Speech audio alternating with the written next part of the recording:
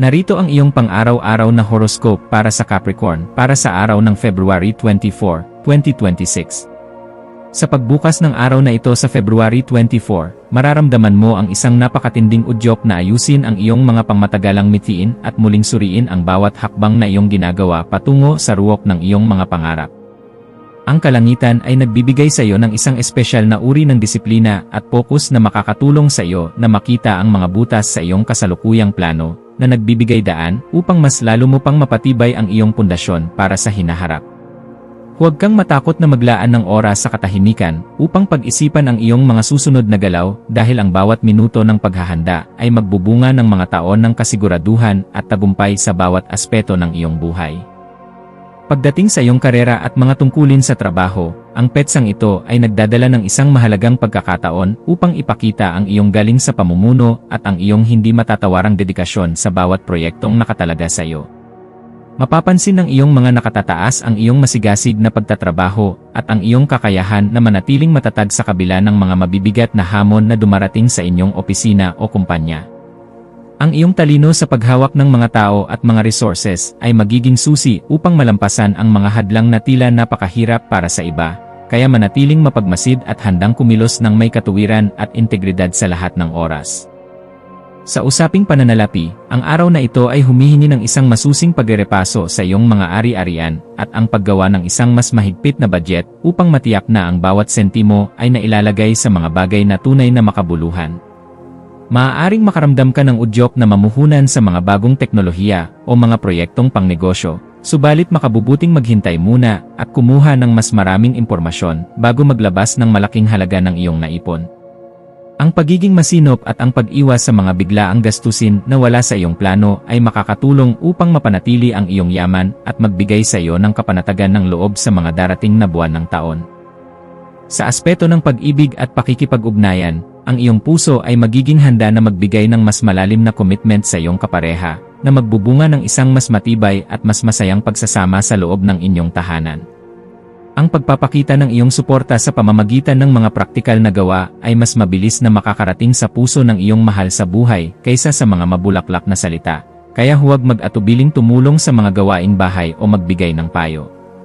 Para sa mga walang kapareha, ang iyong pagiging seryoso at ang iyong taglay na ambisyon ay magiging kaakit-akit sa mga taong naghahanap ng katatagan, kaya hayaan ang iyong sarili na makipagkilala ng may dignidad.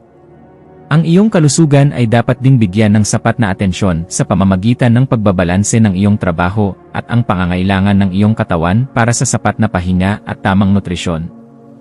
Ang iyong tuhod at mga kasukasuan ay maaaring maging sensitibo ngayon, kaya iwasan ang labis na pagbubuhat ng mabibigat na bagay o ang pagtayo ng napakahaba ng walang pahinga sa pagitan ng iyong mga gawain. Ang pag-inom ng maraming tubig at ang pagkakonsulta sa mga eksperto tungkol sa iyong diet ay makakatulong upang manumbalik ang iyong sigla na magbibigay sa iyo ng lakas na kailangan mo upang harapin ang mga hamon ng maghapon ng may ngiti. Sa iyong pakikipagkapwa-tao, ang iyong pagiging maaasahan at ang iyong karunungan ay magbubukas ng mga bagong pintuan para sa mga gawaing pangkomunidad na magbibigay sa iyo ng pagkakataong makatulong sa mas nakararami. May isang kaibigan na maaaring lumapit sa iyo upang humingi ng gabay tungkol sa isang mabigat na desisyon, at ang iyong pagiging objektibo ay magiging isang malaking regalo para sa kanya sa mga sandaling ito ng kanyang buhay.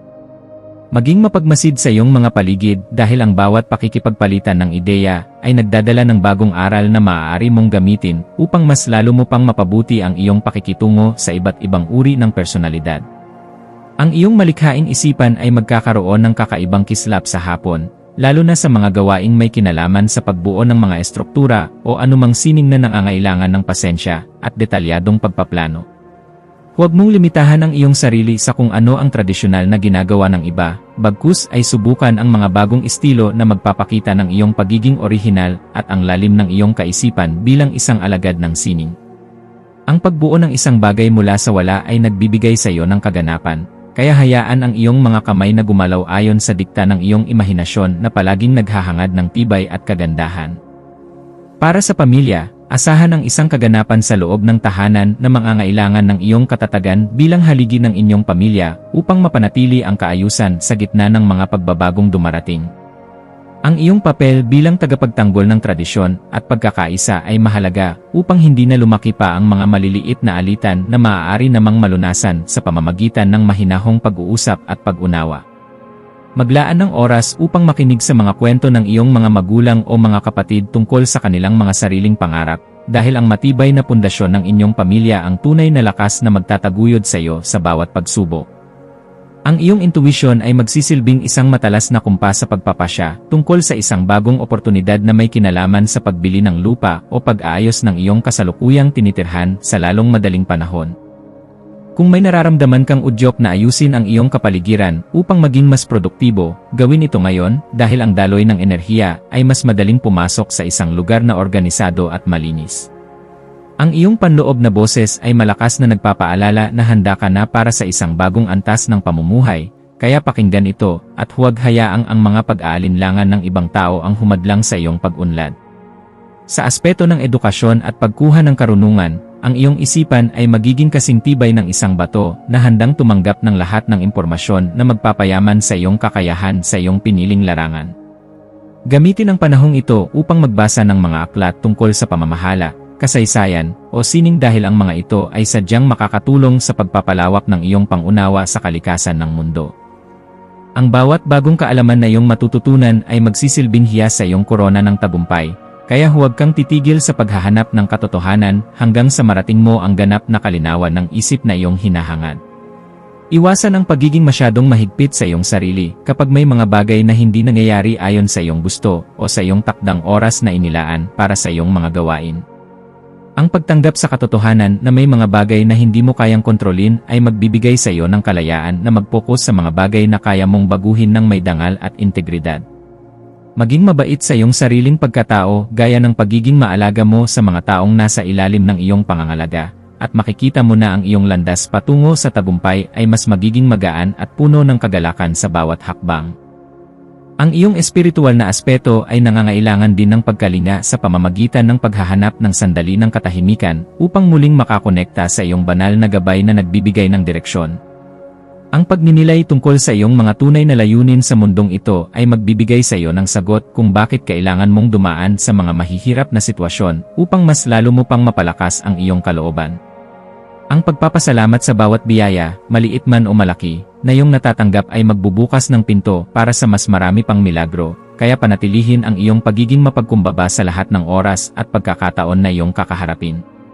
Maging mapagmasid sa mga legal na dokumento o mga kontratang iyong pipirmahan ngayong hapon, at siguraduhin na nabasa mo ang bawat letra ng maigi upang maiwasan ang anumang aberya sa iyong kinabukasan. Ang paghingi ng payo sa mga eksperto ay isang matalinong hakbang na dapat mong gawin upang maprotektahan ang iyong mga interes at ang iyong pinaghirapan sa loob ng mahabang panahon ng iyong pagsasakripisyo. Ang pag-iingat sa ganitong mga usapin ay magbibigay sa iyo ng kapanatagan na ang iyong mga hakbang ay nasa loob ng katuwiran at hindi ka malalagay sa alanganin dahil lamang sa kakulangan sa pagsusuri ng mga papel.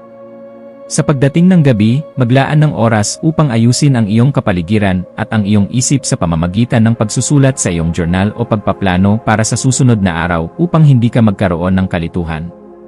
Ang kaayusan sa labas ay refleksyon ng kaayusan sa loob, kaya ang pagliligpit ng iyong mga kagamitan ay makakatulong upang maalis ang mga kalat sa iyong isipan na dulot ng sobrang pag-isip.